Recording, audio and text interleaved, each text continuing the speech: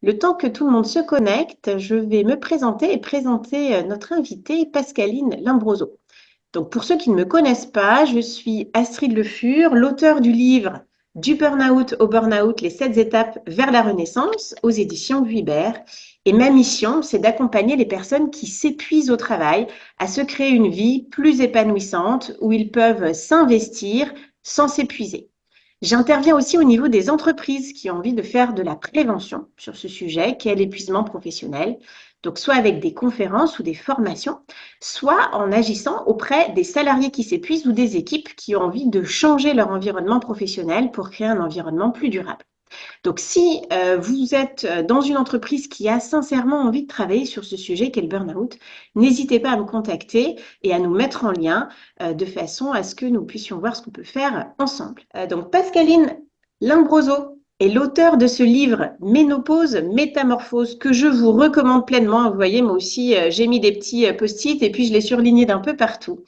Nous allons parler de ce sujet que sont les liens entre l'épuisement professionnel, l'épuisement du burn-out et puis la ménopause. Avant de vous en dire plus, je t'invite Pascaline à te présenter et à nous dire qui tu es. Merci Astrid, bonjour à toutes et tous. Donc, je suis Pascaline Limbroso, comme l'a dit Astrid, donc autrice du livre Ménopause Métamorphose. Et moi, je suis spécialisée dans la naturopathie au féminin et donc plus spécifiquement dans la préparation et la traversée de la périménopause pour en faire un temps qui va être plus confiant, plus assuré, plus serein, plus joyeux aussi. Et j'invite vraiment les femmes à ne pas se laisser embourber par tout ce qui est dit de nous à ce moment-là. Et puis surtout à prendre ce temps de préparation qui peut être plus ou moins long, de manière à arriver moins épuisé. Et c'est là nous nous rejoignons vraiment dans notre vision avec toi, Astrid, à arriver moins épuisé à la ménopause de manière à profiter de ce temps qui nous mène vers une renaissance. Nous avons choisi la date de l'équinoxe de printemps, nous y sommes vraiment proches, parce que la ménopause, loin d'être associée à l'image de la vieillesse ou de tous les inconforts qui nous sont constamment énumérés, puisqu'en France, il faut bien reconnaître que c'est un sujet qui est très tabou, eh bien, la ménopause, c'est plutôt à associer à un second souffle, à une renaissance, à un déploiement des potentialités de la femme et de sa créativité. Et puis, ben, alors comme toi, mes infos sont que j'ai 2 programmes en ligne qui sont en ce moment que je propose en ce moment. Donc, un pour préparer les piliers de soutien de l'équilibre hormonal, donc tout à fait en lien avec la préparation de la ménopause, et un autre plus spécifique qui s'appelle Bye Bye, les inconforts de la ménopause, où j'explore les différents inconforts et les réponses que nous pouvons y apporter, qui sont des réponses naturelles, bien entendu, et comment nous pouvons devenir actrices de notre vie à ce moment-là, même avec tous ces inconforts de la ménopause. Et puis, j'ai également la créatrice du podcast qui s'appelle Au cœur de la femme et qui explore tous les sujets en lien avec le féminin, la ménopause, le cycle menstruel, le système nerveux, la société. Et j'ai d'ailleurs interviewé Astrid dans mon podcast, qui est en ce moment, d'ailleurs, c'est lui qui est le dernier épisode sorti. Effectivement, donc ces liens entre l'épuisement et la ménopause, il y en a de nombreux. D'ailleurs, rien que dans ce que tu viens de décrire sur ta posture vis-à-vis de la ménopause, en fait, j'ai exactement la même vis-à-vis du burn-out, cette idée que au lieu de le considérer comme quelque chose de négatif, de le considérer comme une renaissance et une opportunité de transformation. Et bien de la même façon, on a une transformation à laquelle on n'échappe pas quand on est une femme qui arrive à un moment de notre vie euh, et euh, et qu'on peut choisir de vivre comme une opportunité plutôt que de le subir comme quelque chose de difficile que l'on n'aurait pas voulu, et plutôt que de Mm. résister à ça. Mm. Qu'est-ce qui fait, toi, Pascaline, que tu as eu envie de t'intéresser à ce sujet qu'est la ménopause? Alors, l'histoire, elle remonte à il y a exactement 13 ans, puisque j'ai envie de dire, le sujet de la ménopause m'est tombé dessus à l'âge de 40 ans. Non pas que j'ai eu ma ménopause à 40 ans, mais en tout cas, à cet âge-là, je terminais on va dire, ma formation en naturopathie. Et j'ai entendu une de mes enseignantes dire cette phrase: Mesdames, la ménopause ne vous tombe pas dessus comme ça, elle se prépare 10 ans avant. Et moi, j'ai vraiment saisi cette opportunité de me dire, chouette, je vais pouvoir préparer ma ménopause. En fait, j'avais cette notion de devenir actrice et puis surtout de ne plus subir mon cycle menstruel. Moi, c'était voilà, lorsque nous avons notre cycle menstruel, en tant que femme, eh bien, nous avons cette nature cyclique qui fait que nous n'avons pas la même énergie tout au long d'un même mois. Et ayant évolué dans une société où quand même ce qui est valorisé, c'est d'être en action en permanence, c'est d'être dans le lien, c'est l'image ou l'archétype de la mère, eh bien, je vivais très mal les 2 dernières semaines de mon cycle menstruel où j'étais épuisée. Je luttais contre une énergie que je n'avais plus et que je voulais. Je me sentais très inadéquate en fait. En réalité, je dis, il y a un truc qui va pas avec moi. Et donc, de m'accompagner sur comment va être ma ménopause, qui donc signifie l'arrêt des menstruations. Moi, j'ai voyais comme une sorte de libération. Eh ben, j'ai compris comment fonctionnait le cycle menstruel, quelles étaient les différentes énergies que nous avions au cours d'un même mois et comment les mettre à mon service. Et ça a changé totalement ma vision. Et puis, il y a une deuxième chose qui m'a menée vers ce sujet, c'est que je me suis formée au shiatsu, qui est un soin traditionnel japonais, empreint d'énergétique chinoise. Et les Chinois appellent la ménopause le deuxième printemps de la femme. Et je vous assure que moi, ça me faisait bien plus rêver que sécheresse vaginale ou bouffée de chaleur ou brouillard mental. Et je me suis dit, mais deuxième printemps, mais qu'est-ce que c'est? Donc, intellectuellement, je suis allée explorer ce que c'était ce deuxième printemps. Donc, effectivement, à la ménopause, la femme redirige son énergie vers elle pour pouvoir déployer tous ses potentiels, pour pouvoir réaliser ses rêves, avoir l'énergie pour ses projets. Et puis surtout, elle a une plus grande créativité. Et alors ça, en fait, c'était ma ligne, c'était mon objectif, c'était je veux voir ce qu'est ce deuxième printemps. Donc, je m'étais mise en route, un, pour coopérer avec mon cycle menstruel, deux, pour aller vers ce deuxième printemps. Et puis, la troisième notion que j'avais, et qui pour moi est vraiment fondamentale, qui a été un tournant dans ma vie lorsque j'ai compris ça, c'est cette notion d'épigénétique. L'épigénétique, c'est cette science qui nous dit que 95% de l'expression de nos gènes est influencée par notre quotidien, par ce que nous mangeons, par ce que nous buvons, comment nous bougeons, par nos relations, par comment nous respirons, etc. Et alors là, j'ai eu un déclic. Je me suis dit, mais alors, si j'ai à ce point une influence sur ce qui peut se passer dans ma vie, ça veut dire que d'abord, tout est possible. Donc, la vie est devenue à 360 degrés pour moi.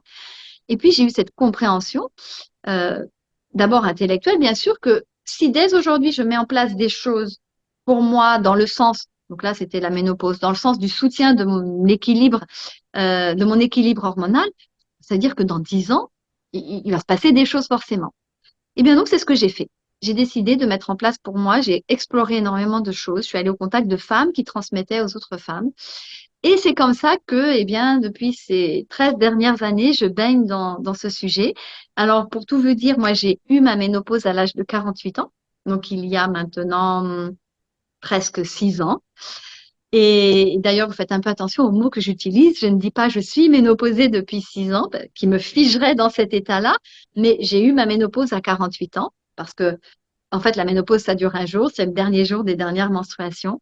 Et donc, moi, ce que j'ai compris, c'est que c'est vraiment une dynamique. Il n'y a rien qui se perd, il y a des choses qui se transforment et on est dans un processus qui nous met dans une dynamique pour aller vers ce deuxième printemps. Donc, Donc là, voilà comment j'en suis arrivée à ce sujet. ce qu'on comprend bien dans ce que tu nous dis, c'est que c'est cette envie de t'intéresser au sujet, de le transformer, ou en tout cas d'être attiré vers les aspects positifs que ça a de cette transformation, de ce nouveau printemps, qui t'a fait, par l'expérience, découvrir tout un tas de choses que tu partages notamment à travers ce livre. Si justement, eh bien, on s'y est pas préparé avant, on n'a pas eu soit la chance d'être informé, soit on a été dans le déni. On peut faire encore un lien avec le burn-out. Et on a résisté jusqu'au moment où, alors souvent c'est pas jusqu'au moment où on se retrouve ménopausé, mais c'est au moment de la périménopause, au moment où on commence à avoir des symptômes inhabituels ou en tout cas que l'on va juger comme dysfonctionnants, qui fait que les femmes vont commencer à s'alerter. Quels sont, si on n'a rien fait avant pour le préparer, ces éléments symptomatiques qui peut-être est ce dont on entend le plus parler, mais même ça, c'est tabou, hein. Même ça, je pense Ouais. qu'une jeune femme, on lui en parle pas Mhm. jusqu'au moment où ça lui tombe dessus. Ouais, c'est ça. Et beaucoup d'ailleurs vont dire, quand on lit les témoignages, en fait, j'ai eu plein de problèmes. Et j'ai mis 1 an, 2 ans à comprendre que c'était lié à la périménopause. Alors, est-ce que tu peux nous en dire plus sur la périménopause? Qu'est-ce qui se passe à ce moment-là? Et quels sont les symptômes? Alors, on parlera des signes bien avant, mais juste si on rentre d'abord sur cette partie symptômes qui alertent, où on peut d'ailleurs confondre avec le burn-out ces symptômes-là.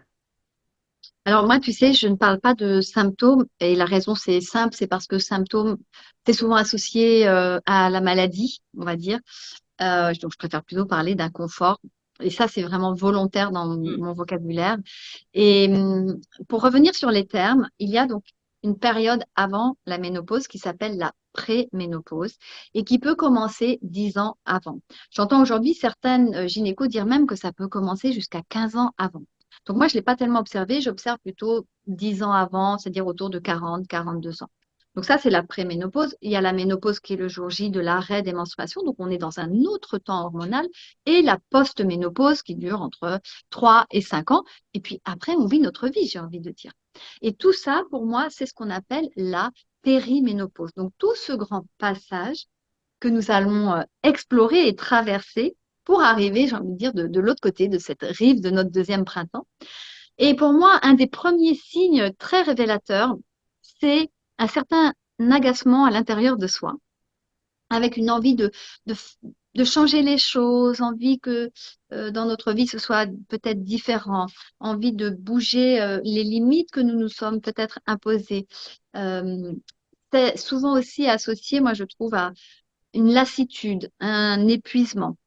Donc, je trouve que les premiers signaux arrivent plutôt du côté, même si tout se passe dans le corps, hein, en réalité, mais plutôt dans le sens de qu'est-ce que j'ai envie de faire de moi dans cette vie-là.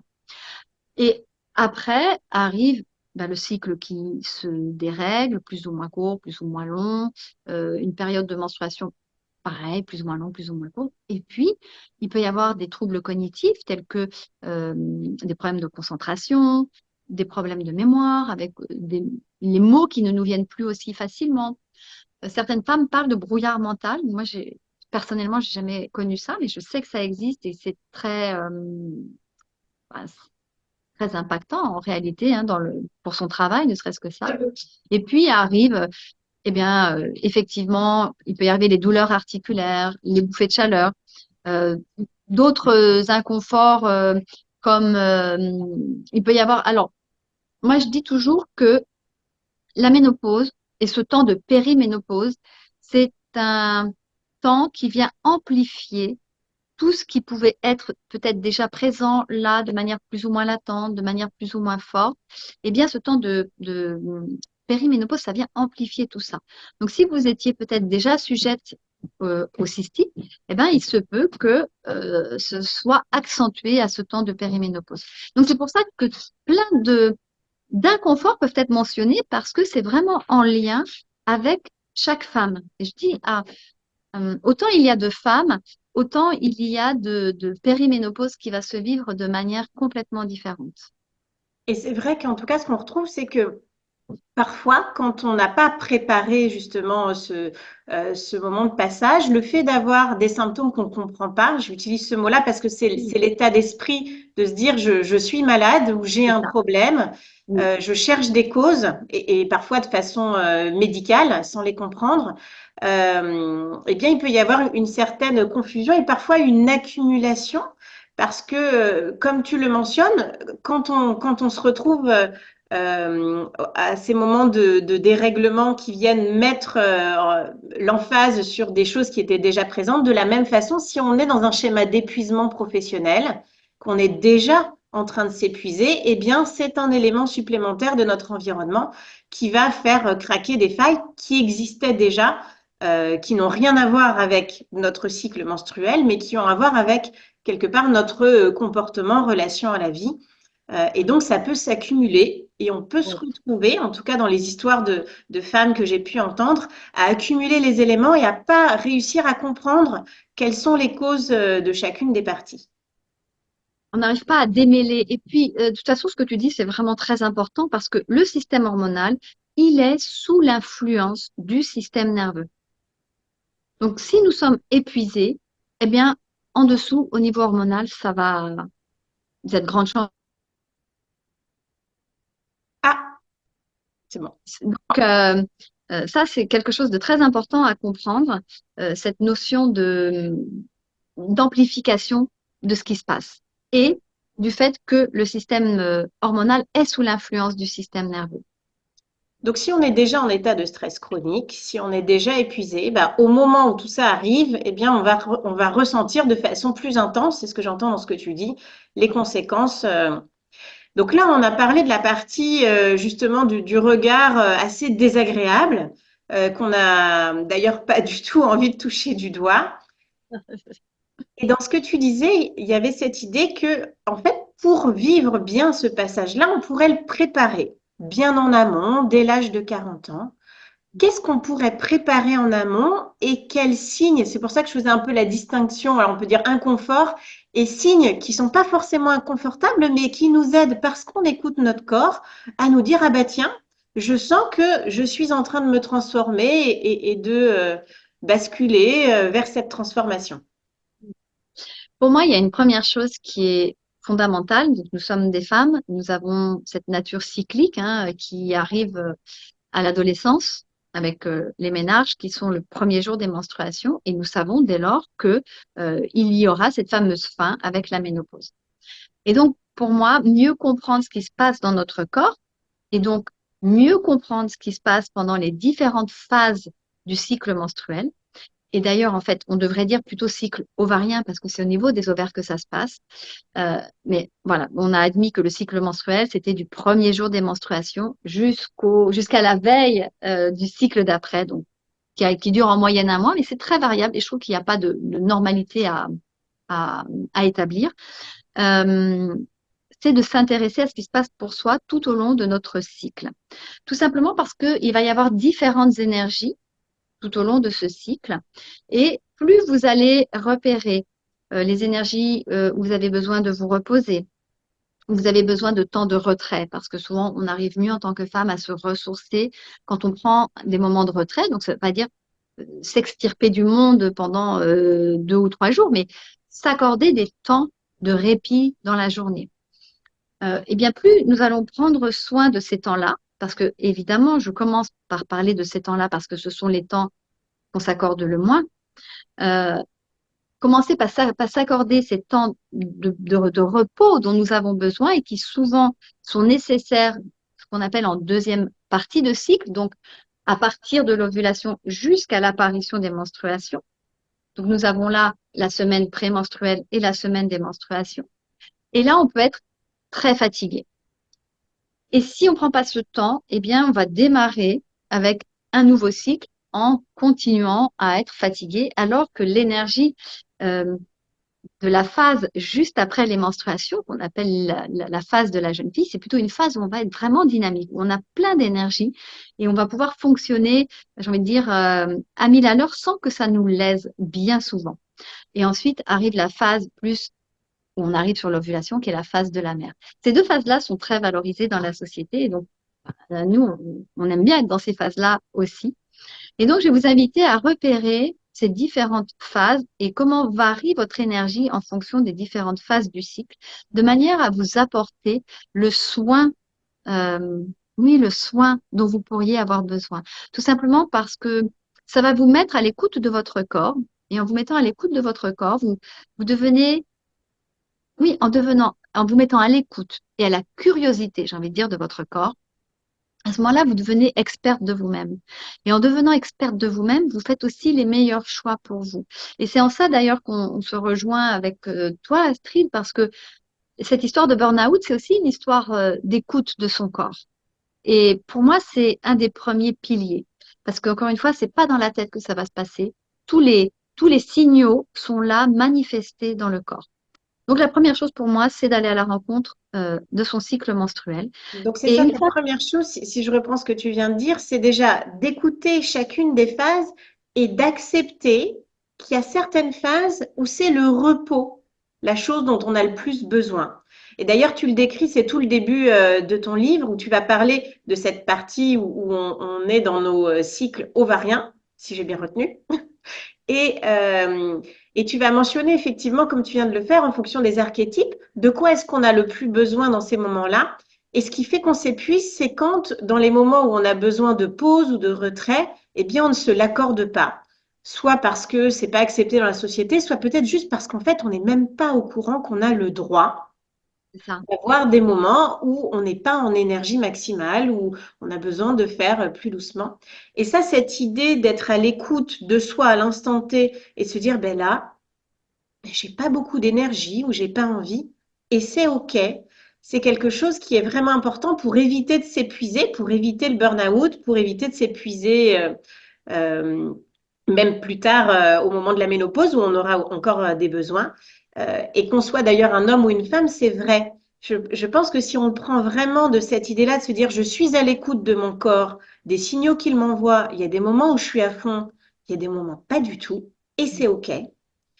Eh bien, ça permettrait sans doute d'éviter l'épuisement de nombreuses personnes, qu'on soit homme, femme, réglé ou non réglé. C'est ça. Et puis en plus, notre corps il est intelligent parce que si nous lui donnons ce dont il a besoin à l'instant T, il va nous le rendre. Et ça veut dire que derrière, on aura encore plus d'énergie. Donc, c'est pas du temps perdu, c'est temps de repos ou de répit ou de relaxation.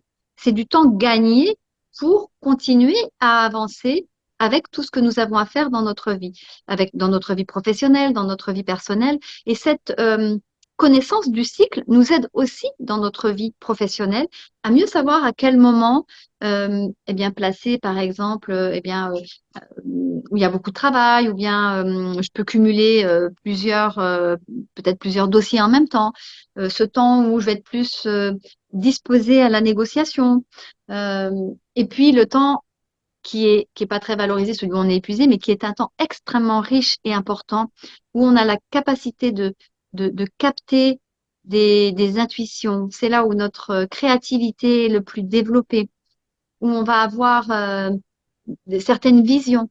Donc, ces phases-là, qui sont des phases où on a le plus besoin de repos, c'est OK, on met notre corps au repos, mais ça nous permet d'ouvrir un espace mental, si je puis dire, pour recevoir des informations extrêmement importantes Hmm. et intéressantes pour notre vie. Donc, dans Organiser notre vie professionnelle en fonction de l'énergie des différentes phases. quand c'est possible, en tout cas, moi, j'invite vraiment les femmes à le faire. Et quand ça n'est pas possible, en tout cas, d'être à l'écoute de ça et de moduler L'intensité. de son activité, prendre plus de repos à la maison si moduler l'intensité de l'activité est difficile. Mais il y a des choses très simples à mettre en place. Et pour moi, j'ai sur mon téléphone une cloche de pleine conscience qui sonne toutes les 75 minutes parce que je suis comme vous, soumise à une certaine vigilance concernant mon énergie et ma forme et mon corps. Et donc, j'ai une cloche qui sonne toutes les 75 minutes où je fais une pause. Et là, je me dis, OK, Hmm. comment c'est pour moi? Et Donc, donc, tu je vais crées aussi de marcher. façon artificielle des cycles pour éviter d'oublier et d'être prise dans. Et c'est pour créer un rythme et une dynamique, parce que plus nous allons informer notre corps que, eh bien, à un moment donné, on fait une pause et on lui donne ce dont il a besoin, plus il va être intelligent, enfin, pas il est intelligent, plus on lui redonne sa propre intelligence pour que lui vienne nous donner ensuite les signaux. Hmm. Parce que commencer à s'entraîner à être moins épuisé quand on est très, très épuisé, ça marche pas. Ça marche bien quand, bon voilà, on est encore à peu près bien et que on crée artificiellement des moments où on va s'entraîner à relaxer le système nerveux par des étirements, par du mouvement, par de la respiration, par des automassages, par de l'olfaction avec des huiles essentielles, par ne serait-ce que vérifier si je suis tendue. Ah, je redétends. Hmm. Est-ce que j'ai bu de l'eau? Est-ce que j'ai envie de boire? Souvent, on n'oublie pas le litre de café, mais l'eau qui est essentielle, on oublie. Tiens, j'ai pas bu d'eau depuis ce matin. Ok, il faut boire de l'eau. Est-ce que j'ai envie de faire pipi? Combien sommes-nous à nous retenir d'aller aux toilettes? Parce qu'on n'a pas fini. Et donc, juste ça, mais en fait, on met notre corps en souffrance sans nous en rendre compte parce que nous considérons que bah, c'est normal. Et moi, ce qui a été très frappant pour moi et pourquoi j'en suis là aujourd'hui et pourquoi j'ai envie de transmettre ce message, c'est parce que j'ai beaucoup, beaucoup, beaucoup tiré sur la corde jusqu'à ce que mon corps me dise stop et je ne pouvais plus bouger. Et je vous assure, quand on se retrouve allongé pendant un mois, mon mental allait bien, mais mon corps n'allait plus bien du tout. eh ben, je me suis dit, OK, il y a une priorité, c'est le corps. Parce que sans mon corps, je ne suis rien. Si mon corps ne va pas, il n'y a rien qui va aller. C'est Donc pour moi, effectivement ce que nous permet le burn-out, l'épuisement. C'est-à-dire quand on a été au bout de la ressource, quelque part, on se rend compte que en fait, c'est essentiel et que c'est pas quelque chose c'est euh, utile. de futile ou du temps perdu. Et en fait, c'est essentiel pour pouvoir fonctionner. On a deux questions dans le chat. Donc la première qui est en lien avec ce qu'on vient de dire de Virginie qui nous dit mais comment faire quand notre cycle est bloqué artificiellement? Difficile de percevoir les changements. Je pense que ça c'est en lien par exemple avec des pilules ou des contraceptifs hormonaux ou pour raison médicale d'ailleurs. Qu'est-ce que tu répondrais à ça? Alors, il y a des pilules qui donnent encore la possibilité d'avoir ces menstruations. Donc, même si c'est bloqué artificiellement, eh bien, se connecter à ce temps de menstruation comme étant donc le premier jour du cycle. Et donc, dans mon ouvrage, j'en parle aussi. Je ne parle pas que des femmes qui ont leur cycle, je parle aussi des femmes qui donc ont déjà passé la ménopause et qui n'ont plus de cycle. C'est comment se reconnecter à nos cycles. Donc, quand on est sous le traitement hormonal, que ce soit pilule, stérilée ou autre pour X raisons médicales, l'important, ça va être de se reconnecter au temps des menstruations et à partir de là, d'observer. Parce que même si il y a un couvercle de mise sur le cycle, il y a quand même des choses qui se passent. Et même si le traitement hormonal, enfin, la pilule contraceptive a tendance à lisser finalement l'humeur sur un même mois, il y a la possibilité de se reconnecter à ce qui se passe pour soi dans son corps. Donc, j'ai envie de dire, de bien connaître qu'il y a ces quatre phases-là, les énergies en lien avec ces quatre phases-là, les quatre archétypes. Donc, ça, vous les retrouvez dans mon ouvrage. Et, euh, et de prendre comme repère le jour ou les jours où il y a les menstruations. Il y a des pilules qui effectivement, bloquent tout et il n'y a même plus de menstruation. Et bien donc là, je vais vous inviter à vous connecter au cycle de la Lune parce que notre cycle menstruel est très en lien avec les différentes énergies du cycle de la Lune. Donc, le, la phase menstruelle, donc, où nous avons nos menstruations, est très en lien avec ce qu'on appelle la Lune noire. Donc, c'est quand dans le ciel, nous ne voyons pas la Lune. En fait, nous ne la voyons pas la nuit parce qu'elle est présente le jour. Donc, quand il fait nuit noire et qu'il n'y a pas cette fameuse pleine lune, ça correspond à ce temps de menstruation où c'est plus un temps où on va pouvoir se reposer, un temps de retrait, un temps de s'accorder de l'espace pour pouvoir recevoir ces fameuses intuitions, ces visions, se poser avec ces temps de réflexion. Moi, je trouve que, ou d'introspection, peu importe le terme que vous utilisez pour vous et qui va le mieux résonner, mais un temps où vous rentrez en contact avec vous. Et puis après, on a la lune qui commence à croître et qui là est vraiment en lien avec cette énergie de la jeune fille, parce que la lune qui croît, c'est aussi l'arrivée du printemps, par exemple, où on voit bien en ce moment, ça bourgeonne, on voit la sève qui monte dans les arbres. En fait, l'énergie de la jeune fille, c'est celle-ci. On est inarrêtable en quelque sorte. Il y a cette sève qui se propulse jusqu'en haut des feuilles. Enfin, moi, je trouve ça fabuleux. Se repérer au cycle des saisons, nous renseigne de manière précieuse sur notre mode de fonctionnement. Donc, la lune qui commence à croître correspond à cette phase-là. La pleine lune, donc là on la voit bien, on y est bientôt, là nous sommes en phase encore croissante, la pleine lune ce sera d'ici quelques jours. Eh bien cette pleine lune, elle invite au rayonnement, à l'abondance, à l'extériorité. Et cette pleine lune-là correspond vraiment à l'énergie de l'ovulation. Donc connectez-vous comme si vous étiez dans votre période d'ovulation et que vous vous connectez à cette pleine lune-là. Et ensuite, la lune qui descend, eh bien, on voit le quartier qui commence à diminuer pour de nouveau aller vers la lune noire. Et là, eh bien, c'est plus le temps où on va se retourner vers soi. Alors, avant ce temps de menstruation, on fait des allers-retours. On a encore envie d'être à l'extérieur, puis quand même, on aime bien être à l'intérieur. Notre humeur peut varier comme ça d'un moment à l'autre. C'est un peu le temps écossais, quoi. Il fait beau, puis d'un seul coup, il pleut, c'est gris. C'est vraiment ça qui est associé à cette notion de lune qui descend.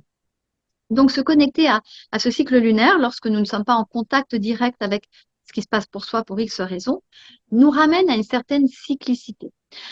Je réponds tout de suite, je ne sais pas si la question va être posée. Lorsque vous avez vos menstruations, donc vous connaissez votre cycle, et qu'il n'est pas en lien avec le cycle de la Lune, ça n'est pas grave. Restez sur votre cycle à vous. Hmm. D'accord? Oui, c'est Euh, pour se donner une habitude d'avoir des moments où on lâche qui sont réguliers, des moments d'introspection.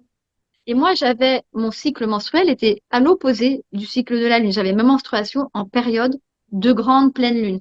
Et donc, ce que ça crée souvent, eh ben, moi, ça me demandait, les énergies étaient un peu contraires. Donc, ça peut être intéressant parce que on peut avoir à explorer un autre éventail de propositions énergétiques. Mais moi, chez moi, ça me fatiguait encore plus. Mais restez chacune, voilà, à l'écoute de ce qui se passe pour vous.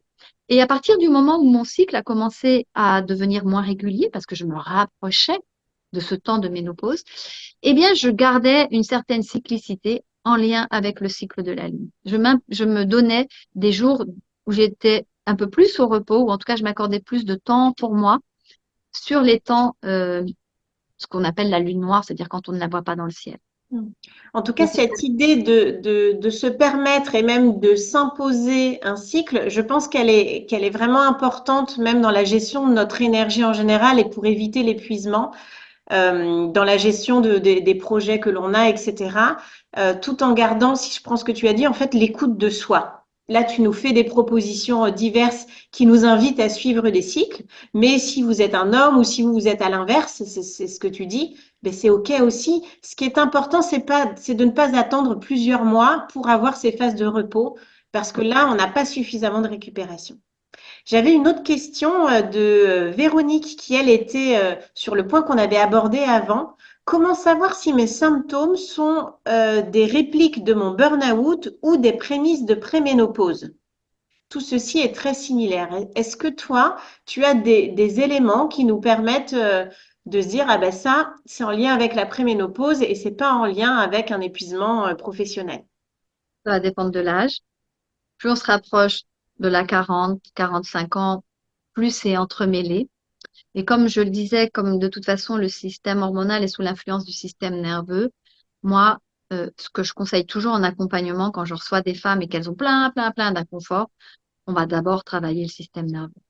Système D'accord. nerveux, système digestif. Donc bien sûr que je les accompagne sur l'inconfort des, avec des choses aussi, mais d'abord système nerveux. Donc s'il y a eu un burn-out avec peut-être des répliques de burn-out, il y a une extrême vigilance, un soin extrême à apporter à son système nerveux. Et après, on peut voir ce qui se passe. C'est-à-dire que si le cycle commence à se déréguler, s'il y a plus de variations d'humeur qu'auparavant, parce que le burn-out, c'est quand même un épuisement complet de tous les systèmes, hein. Euh, donc, s'il n'y a pas cet épuisement complet de tous les systèmes et qu'il y a quand même des choses qui se passent, ça peut être la périménopause. Mais effectivement, c'est là où c'est très emmêlé et où j'invite les femmes à préparer ce temps de passage qu'est la ménopause, tout simplement parce que le corps est extrêmement intelligent. Nos oestrogènes, qui sont nos hormones féminines, elles ne s'arrêtent pas d'un seul coup. Ça se fait de manière très progressive. Et lorsque les ovaires ne sécrètent plus d'estrogènes, dans le corps, nous avons des systèmes qui prennent le relais, et notamment les surrénales. Les Hmm. surrénales ont la fabuleuse capacité de transformer un certain type d'hormones en oestrogènes. Mais ça ne peut se faire que si le système nerveux est régulé. Parce que si on arrive à la ménopause extrêmement épuisée, les surrénales, elles vont avoir autre chose à faire qu'à transformer euh, certains types d'hormones qu'on appelle androgènes en oestrogènes. Les surrénales vont avoir d'autres chats à fouetter que de s'occuper de ça qui n'est pas vital. Donc, en fait, le corps, il va d'abord aller sur ce qui est vital. Et donc, de comprendre ça, de se dire, oh, OK, donc ça vaut que je prenne soin de mon système nerveux, Hmm. qui par là même va prendre soin de mes surrénales, et peut-être de consulter pour savoir quelle nourriture apporter à ces surrénales, ça va être aidant pour ce passage de la ménopause. Donc moi, ce que je peux dire, c'est eh ben, se focaliser, et ne pas se focaliser, mais prendre soin de son système nerveux vraiment beaucoup. Et là, après, on voit ce qui ressort. Hmm. Et ça peut être, bien sûr, des prémices, et sûrement des prémices de périménopause, mais encore une fois, beaucoup de femmes qui passent la ménopause n'ont aucun inconfort. Il y Hmm. a plein de femmes qui vont le passer. Moi, je connaissais une personne que j'accompagnais, elle me dit, mais moi, ça se passe comme une lettre à la poste. Mais, magnifique. Donc, ça peut aussi avoir aucun inconfort. Moi, je pense que plus on a tiré sur la corde et plus ça risque de se potentialiser quand même. Hmm. Donc, surtout, moi, ce que j'entends dans ce qu'on dit là, c'est que le stress chronique génère des symptômes. Et pardon, quand ce que j'observe de mes symptômes est en lien avec un état de stress, on peut se poser la question, se dire, tiens, bah, je me sens pas bien, comment ça va pour mon travail, comment ça va pour moi dans la famille, etc. Si je vais très bien, j'ai mis en place plein de choses, je me sens épanouie, bon, c'est peut-être quelque chose de fonctionnel. Et en même temps, dans ce que j'entends de ce que tu dis, c'est que quelque part, si tout va très bien, que mon système nerveux fonctionne bien, que j'ai pas d'état d'épuisement de fond, bah, probablement que la périménopause, elle se passe facilement aussi. Donc, il y a une corrélation en fait entre les deux et pas une segmentation de dire en fait c'est l'épuisement ou en fait c'est le début de la ménopause, mais plutôt de se dire que l'un et l'autre s'additionnent et se complexifient donc, si je suis dans un environnement professionnel ou familial où c'est tendu, ben, au moment où ces changements se font, ben, ça aggrave les symptômes que je vis. Oui, et puis le fait de s'y préparer, ça nous permet aussi de commencer à se familiariser avec ce mot, ménopause, à se familiariser avec la perception qu'on en a, avec peut-être l'envie de faire évoluer les perceptions que nous avons au sujet de ce mot, parce que plus nous arrivons avec ce tabou de la ménopause, ce tabou de la ménopause associée à la vieillesse, peut-être, avec j'ai envie de dire que le sujet de la ménopause, c'est un sujet qui est mal aimé, mal traité. Donc, si nous arrivons avec tout ce prisme-là, ça vient aussi Mm. parce que bien sûr, on va être contracté à l'intérieur, ça vient aussi amplifier la manière dont ça va se passer. Oui, c'est une Le, source de stress en soi d'imaginer qu'on va être ménopausé si on a une image négative de, de de... ce passage, si on a une image négative de ce passage, si par exemple, dans les femmes de ma lignée, ça s'est pas bien passé, ou si ça, par exemple, pour les femmes de ma lignée, si la ménopause a correspondu à l'arrêt de la sexualité pour X raisons, il peut y avoir ça comme mémoire aussi qui est là et qui peut être stressante. Donc, je trouve que de commencer en tout cas à semer les graines d'abord, ça va pas tomber dessus comme ça. C'est pas parce qu'on va commencer à en parler que la ménopause va arriver plus vite. Ça, c'est très important de le dire. Mais surtout, ça familiarise avec, tiens, mais comment moi j'ai envie de passer ce passage? Comment j'ai envie d'aller vers ce deuxième printemps? Comment je n'ai pas envie d'être invisibilisée à la ménopause? Comment je n'ai pas envie d'être ni maltraitée, ni humiliée, ni subir du chantage pour X raisons que ce soit parce que j'avance en âge? Et je trouve que tous ces thèmes-là sont aussi très importants parce que dans l'épuisement, il y a aussi une partie euh, de frustration de ce à quoi je devrais ressembler pour correspondre à je ne sais quoi d'ailleurs, euh, et de se sentir en inadéquation avec ce qui est. Donc, plus nous ouvrons notre esprit, plus nous gagnons en liberté aussi d'esprit et liberté pour soi et pour notre corps de comment nous avons envie de vivre notre vie. Et Ça nous donc, fait, on a plus de choix en fait et de liberté. si justement, parce qu'on arrive vers la fin, c'est juste pour bien être respectueux du temps de pause de chacun, si tu avais trois conseils à donner pour prendre soin de ce moment de passage, qu'est-ce que tu dirais justement pour ne pas se retrouver à s'épuiser au moment de cette transition? Quels conseils tu donnerais aux personnes qui nous écoutent prendre soin de ça? Donc, activer la cloche de pleine conscience à toutes les 75 minutes. Et si ça, c'est trop stressant, à toutes les heures et demie ou toutes les 2 heures ou toutes les 3 heures, allez. Mais au moins, de vous accorder du temps. C'est 2 minutes, 3 minutes, 5 minutes maxi, hein. Mais de déjà intégrer ça dans son quotidien. Tiens, je m'accorde 2 minutes de respiration. Tiens, je m'accorde 2 minutes d'étirement. Tiens, je m'accorde 2 minutes où je vais regarder par la fenêtre. Ça crée déjà un rythme. Et pour moi, c'est important. Le système nerveux, c'est le numéro un. Donc, c'est comme si c'était le système qui chapeautait tout le reste. Ça, ce serait le premier conseil. Le deuxième conseil, c'est euh, d'arrêter le sucre. Tout simplement parce que le sucre joue un rôle néfaste dans le corps. Il fait ce qu'on appelle élever le taux de glycémie dans le sang, donc c'est le taux de glucose. Et toutes ces irrégularités dans le corps par rapport à cette glycémie fait que notre métabolisme se ralentit, devient résistant, et plus ça s'accumule, plus on arrive à la ménopause avec un métabolisme qui répond moins bien, peut-être une prise de poids parce qu'on n'a pas changé nos habitudes d'alimentation. Donc pour moi, c'est vraiment allez, pas supprimer le sucre, mais de commencer, si possible, par un petit déjeuner qui ne sera pas sucré, tout simplement parce que de commencer par un petit déjeuner sucré vient fixer votre besoin en niveau de sucre pour la journée. Donc je vous propose une expérimentation très simple. Demain, donc c'est le week-end, samedi, dimanche. Samedi, vous mangez très sucré au petit déjeuner. Voyez comment vous vous sentez dans la journée. Dimanche, vous mangez plutôt des protéines, que ce soit des œufs, du fromage. Si vous mangez des protéines animales, eh bien, ça peut être du blanc de poulet, ça peut être, je sais pas, de la truite fumée, des sardines, des anchois, ce que vous voulez, avec des légumes. Donc, je sais, c'est un peu révolutionnaire. Vous mangez ça comme si c'était un repas, un déjeuner ou un dîner, et voyez comment vous vous sentez. Et je vous garantis que ça fait toute la différence. Donc, on va dire, deuxième astuce, vérifier le petit déjeuner. Et puis, la troisième, ça va être le mouvement. La sédentarité, c'est notre ennemi numéro un. Donc, nous passons de plus en plus de temps de manière sédentaire.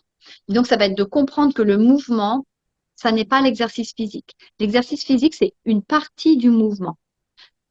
J'adore, il y a un livre qui s'appelle que le mouvement soit ton médicament.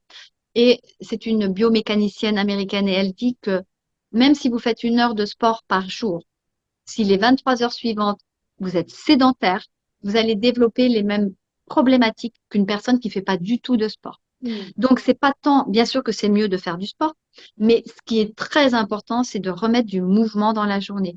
Donc, la cloche de pleine conscience peut être le temps de se redonner un peu de mouvement. Donc, pour nous, les femmes, ça peut être juste de faire des pompes sur un mur, par exemple, de faire on se relève, on s'accroupit, euh, on sautille sur place. Voilà, des petites choses comme ça qui remettent du mouvement dans votre quotidien. Et d'ailleurs, ça me fait penser qu'on entend beaucoup parler du mouvement du bassin et que quand on est fixé, quand on est en position assise, notamment du bassin, ça génère tout un tas de troubles, qu'ils soient digestifs, urinaires, tu parlais de cystite tout à l'heure, etc. Euh, Il faut savoir que notre centre vital pour les femmes, notre centre énergétique principal, effectivement, se trouve dans le bassin, c'est notre utérus, que nous en ayons un physiquement ou pas. Là, je parle de la loge énergétique.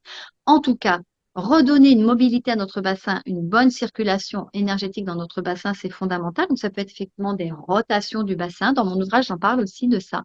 Et l'idéal, c'est de travailler sur un ballon.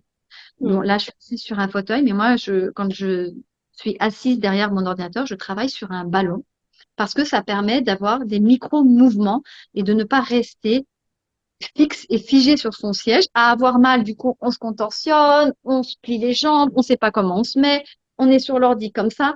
Donc, de travailler sur un ballon, ça permet voilà, d'avoir une. Exactement, de bouger. Et même pour le stress sur la partie nerf vague, etc., cette recommandation, parce que quand on est figé en plus, épaules en avant, comme je suis là, bassin bloqué, ça envoie un signal de stress qui augmente si en plus on est déjà en état de stress chronique, notre sentiment. Donc globalement, ces trois conseils finalement que tu as donnés, c'est les mêmes qu'on pourrait donner pour prendre soin de soi et éviter de s'épuiser tout court. Merci beaucoup Pascaline. Je fais juste attention au temps qu'il est. Je vois qu'on a des personnes qui nous ont dit merci beaucoup pour vos réponses. Celles-ci sont précieuses pour prendre soin de soi au mieux. C'est tellement beau la façon de parler de ce passage, de nouveau printemps.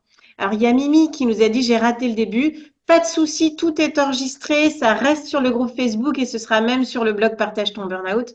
Donc vous allez pouvoir retrouver tout ça, prendre le temps de le visionner autant de fois que vous voulez. Et pour nous, en tout cas, on arrive vers la fin de cette interview. Est-ce que Pascaline, tu as envie de clôturer avec quelque chose d'important, un message que tu voudrais transmettre aux personnes qui nous écoutent?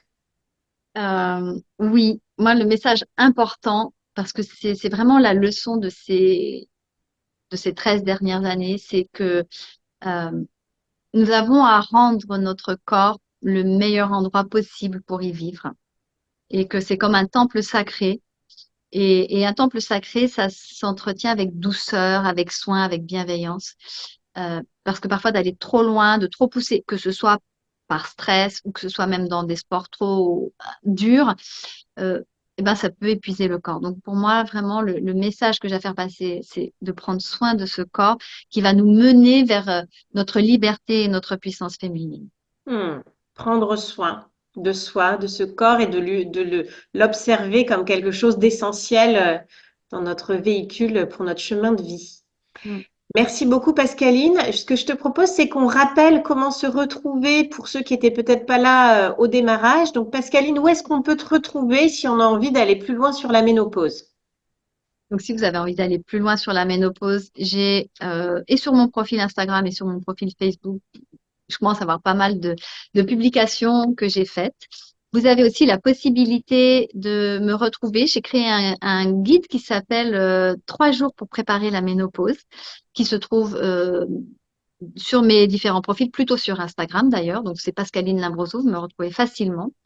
Il y a mon ouvrage, il y a de mes programmes en ligne, donc un qui s'appelle Ménopause Métamorphose, qui est Ah vraiment oui, pour comme ça, préparer la ménopause au soleil. et les piliers de soutien de la ménopause. Ah voilà, c'est mieux de ton côté.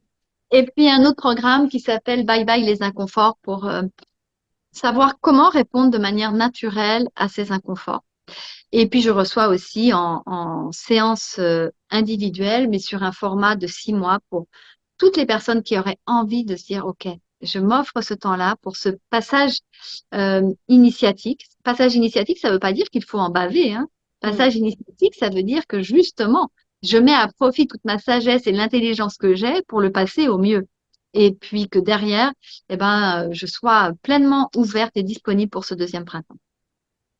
Merci beaucoup, Pascaline. En tout cas, pour ma part, vous pouvez me retrouver sur le blog Partage ton burn-out, sur le groupe Facebook Burn-out, le comprendre, le prévenir, rebondir. Donc, cette vidéo, elle est en live pour les personnes qui sont sur le groupe. C'est eux qui peuvent chatter avec nous. Si vous le voyez depuis le blog Partage ton burn-out, je vous mettrai un lien pour rejoindre le groupe si c'est ce dont vous avez envie. Et donc, pour ma part, vous me retrouvez en avril avec 2 rendez-vous. Le premier, le 3 avril à 18h30 pour une conférence intitulée Du job qui vous épuise au job qui vous fait vibrer. On va donc parler de ce qui fait qu'on s'épuise au travail et surtout de comment faire pour se développer une vie professionnelle dans laquelle on peut s'épanouir sans s'épuiser. Et puis le deuxième rendez-vous, c'est à destination des coachs professionnels qui voudraient se former à l'accompagnement et à la détection de l'épuisement professionnel. Et ça, c'est le 16 avril. On vous met tous ces liens ensuite ci-dessous. Et tout comme Pascaline, j'accompagne aussi en individuel. Donc, vous vous retrouvez dans une situation où vous vous sentez épuisé, vous êtes peut-être même déjà en arrêt pour burn-out. Eh bien, n'hésitez pas à me contacter. Je pourrais vous dire comment nous pouvons travailler ensemble pour vous aider à remonter la pente et à créer cette fameuse vie à laquelle vous aspirez après le burn-out. Merci beaucoup à tous. Merci Pascaline et à Merci à bientôt. Merci, au revoir.